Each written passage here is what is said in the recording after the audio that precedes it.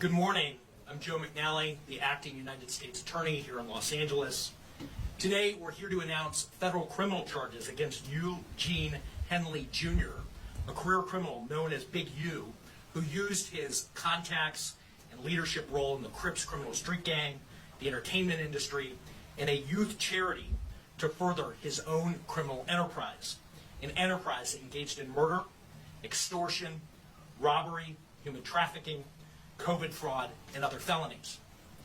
Mr. Henley and several other individuals linked to him and his criminal enterprise were charged in a criminal complaint with federal racketeering conspiracy. Mr. Henley is a fugitive, and he is currently wanted by federal law enforcement. Other individuals linked to his criminal enterprise were arrested today, approximately 10 defendants who are charged in various indictments. Again, Mr. Henley is a fugitive. 4 defendants are in state custody and will be transferred into federal custody, and we are still seeking Mr. Henley and another fugitive. The Department of Justice's top priority is eliminating violent crime caused by criminal street gangs and organized crime.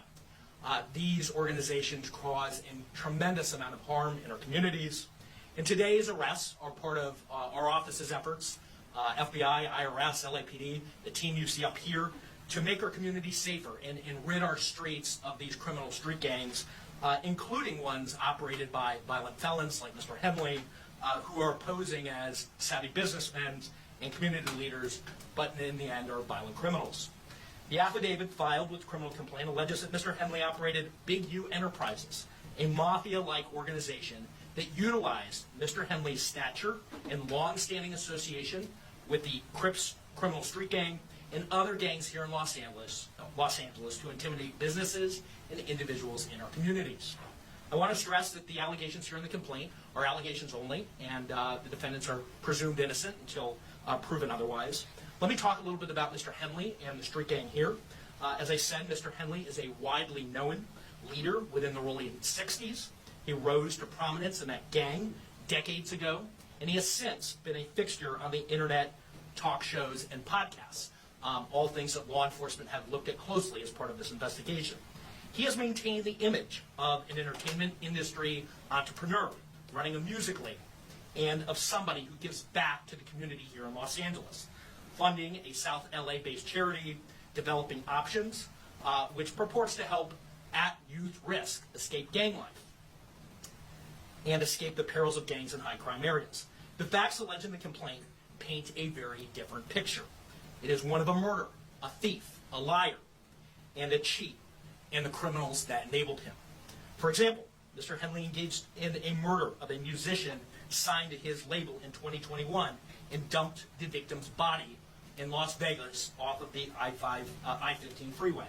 He then attempted to evade and obstruct the investigation into the murder, including ordering witnesses not to speak with law enforcement.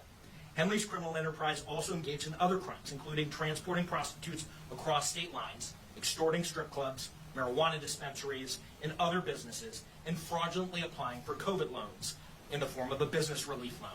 On that application, Mr. Henley falsely stated that his music label, Unique Music, operated at a $200,000 profit in 2019 and was entitled to government assistance, despite the reality that the company had operated at a loss and was ineligible for such relief.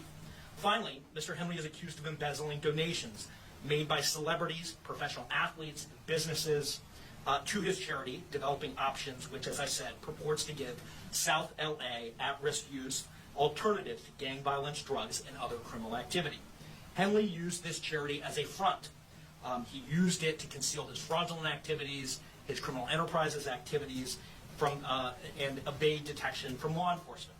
If convicted on the racketeering conspiracy, he and his co-conspirators face approximately a 20-year federal prison sentence.